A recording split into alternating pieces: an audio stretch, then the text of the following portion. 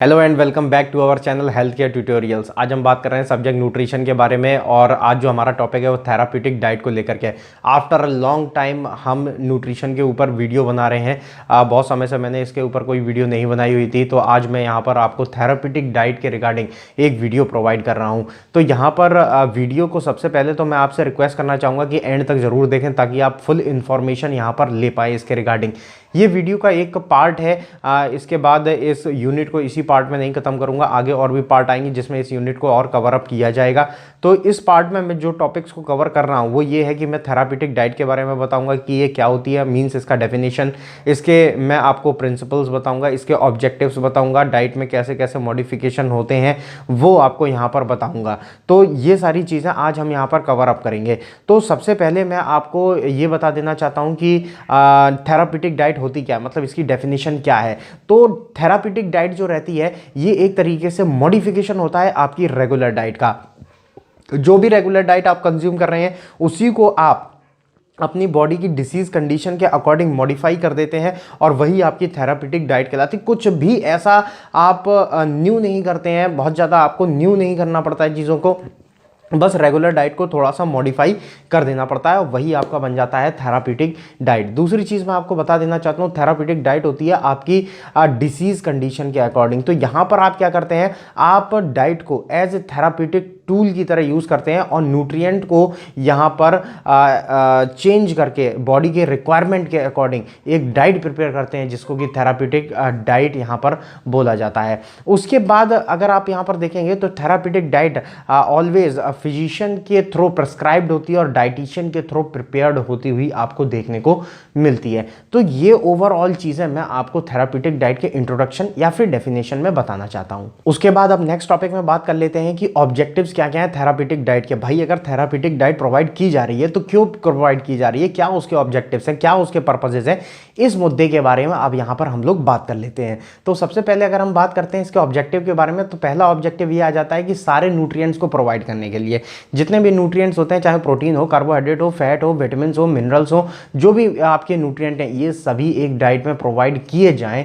ऐसी balance diet provide करने के लिए आप यहाँ पर थेरापीटिक डाइट प्रोवाइड करते हैं। उसके बाद नेक्स्ट आ जाता है आप अपने डाइट को मेंटेन करने के लिए भी थेरापीटिक डाइट प्रोवाइड करते हैं। उसके बाद नेक्स्ट आ जाता है कि अगर आपको अपनी बॉडी मास को इंक्रीज करना है तो भी आप थेरापीटिक डाइट प्रोवाइड करते हैं। मींस आपको अगर कैलोरी सरप्लस में जाना है तो आप यहाँ पर ये डाइट प्रोवाइड कर सकते हैं, थेरापीटिक डाइट प्रोवाइड कर सकते हैं। उसके बाद अगर आपको कैलोरी डेफिसिट में जाना, means you have to lose weight, तो भी आप यहाँ पर थेरापीटिक डाइट प्रोवाइड कर सकते हैं। उसके बाद नेक्स्ट आ जाता है किसी भी एलर्जी से बचने के लिए या फिर किसी भी एलर्जिक फूड से बचने के लिए भी आप थेरापीटिक डाइट बनाते हैं और कंज्यूम भी करते हैं। तो ये क्या होता है, जैसे कि फॉर एग्जांपल मैं आपको एग्जांपल देता हूँ ग्लूटेन का। कई लोगों को ग्लूटेन से एलर्जी होती है, that is also a you can say A food item या फिर फूड में पाया जाने वाला एक आइटम है जो कि आपको देखने को मिलता है फूड में। तो उससे कई लोगों को एलर्जी होती है और अगर वो आपके बॉडी में जाता है तो आपको इनडाइजेशन कॉज करता है, आपको वॉमिटिंग होने लगती है, आपको डायरिया की कंडीशन हो जाती है।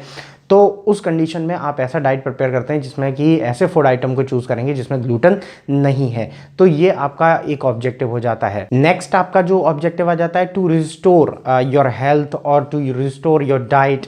आप अपनी हेल्थ को अगर रिस्टोर करना चाहते हैं, आप अपनी डाइट को भी रिस्टोर करना चाहते हैं तो भी आप यहाँ पर थेरापीटिक डाइट कंज्यूम कर सकते हैं। उसके बाद नेक्स्ट आ जाता है टू बैलेंस योर डाइट। अगर आपको अपनी डाइट को बैलेंस करना है तो भी आप यहाँ पर इसको यूज़ कर सकते हैं। नेक्स्ट आ जाता है टू मेंटेन योर डाइट। अगर आपको एक मेंटेनेंस में अपनी डाइट को चलाना है कि किस तरीके से मेरी डाइट जो है वो मेंटेन्ड बनी रहे तो भी आप थेरापीटिक डाइट का सहारा ले सकते हैं। और लास्ट आ जाता है टू करेक्ट योर डाइट। देखिए कई बार क्या होता है कि हम डाइट तो ले रहे होते हैं लेकिन वो सही डाइट नहीं ले रहे होते, जो हमारी बॉडी डिमांड कर रही है वो डाइट हम कंज्यूम नहीं कर रहे होते हैं। उसको कंज्यूम करने के लिए आप यहाँ पर क्या कहते हैं, थेरापीटिक डाइट का सहारा ले सकते हैं। तो ये कुछ ऑब्जेक्टिव या कह लीजिए कि ये कुछ पर्पसेस आपको देखने को मिलते हैं थेरापीटिक डाइट के। नेक्स्ट अगर बात कर लेते हैं प्रिंसिपल्स के बारे में थेरापीटिक डाइट के, तो कई सारे प्रिंसिपल्स यहाँ पर हो जाते हैं जो कि जरूरी होते हैं। जैसे कि इनमें सबसे पहला प्रिंसिपल जो आ जाता है वो ये आ जाता है कि जो भी डाइट आप प्रिपेयर कर रहे हैं उसको पर्सन एक्सेप्ट कर पाए, कर पाए इन द सेंस कि जो भी उसकी बॉडी की कंडीशन है उसके अकॉर्डिंग डाइट बनी है, प्लस उसके हर एक सर्कमस्टेंसेस में फिट बैठ रही है। फॉर एग्जांपल, अगर कोई व्यक्ति किसी भी डिसीज कंडीशन से सफ़र कर रहा है और उसमें आपने अगर रिकमेंड किया कि प्रोटीन इंटेक थोड़ा सा हाई कर दीजिए, तो प्रोटीन इंटेक हाई करने के लिए आपने अगर उसको बोला कि आपको नॉन वेज इंटेक करना पड़ेगा, but the patient is vegetarian, that it must be difficult for the patient to accept that diet. तो इसलिए ऐसी डाइट नहीं होनी चाहिए कि पेशेंट एक्सेप्ट ना कर पाए, तो आप ऐसी डाइट प्रिपेयर करिए जो वो ईजिली एक्सेप्ट कर पाए। नेक्स्ट जो प्रिंसिपल आ जाता है वो ये आ जाता है कि पर्सन फर्स्टली विलिंगली होना चाहिए थेरापीटिक डाइट को एक्सेप्ट करने के लिए। ऐसा नहीं कि आप थोप रहे हैं उस पर, जो थेरापीटिक डाइट बनाई बस आपने बनाई और उस पर थोप दी कि भाई ये तो तुमको खाना ही खाना है, इससे आपको बच नहीं सकते आप। तो ऐसा आपको नहीं करना है। आपको पहले पेशेंट को एंश्योर करना है कि पेशेंट विलिंगली है, वो इच्छुक है उस डाइट को एक्सेप्ट करने के लिए या फिर नहीं है। अगर वो नहीं है तो आप कितना भी थेरापीटिक डाइट बना लीजिए, वो एक्सेप्ट नहीं करेगा। एग्जाम्पल के तौर पर आपको बता दूं कि एक पर्सन है जो कि ओबेसिटी से सफ़र कर रहा है, आप उसके वेट को लूज़ करना चाहते हैं, बट वो नहीं चाहता है कि वो वेट को लूज करे, तो आप उसकी कितनी भी डाइट प्रिपेयर कर लीजिए, वो डाइट में प्रॉब्लम क्रिएट करेगा। वो कुछ ना कुछ ऐसा इंटेक करेगा जिससे कि डाइट डिस्टर्ब होगी और उसके बाद थेरापीटिक डाइट वर्क नहीं करती है। उसके बाद नेक्स्ट जो प्रिंसिपल आ जाता है वो ये आ जाता है कि जो भी डाइट आप प्रिपेयर कर रहे हैं वो सॉलिड साइंटिफिक रेशनल्स उसके होने चाहिए, साइंटिफिक रिसर्चेज उसकी हुई होनी चाहिए, उसका कुछ साइंटिफिक एविडेंस होना चाहिए। ऐसा ही नहीं कि आपने किसी को भी वो चीज़ खाते देखा और बॉडी पे इफेक्ट हुआ तो आपने अपने पेशेंट को भी रिकमेंड कर दिया कि आप भी खाओ, आपको भी रिजल्ट देगी। ऐसा कुछ भी नहीं आपको करना है। जैसे कि फॉर एग्जांपल मैं आपको बता दूं कि कई लोग ऐसे रहते हैं कि जिनको राइस का इंटेक करते रहते हैं, फिर भी उनको जो है राइस है या फिर चपाती है या फिर सिंपल कार्बोहाइड्रेट है, उनका इंटेक करने के बावजूद भी उनको वेट लॉस होता रहता है। तो it not might be effective for everybody.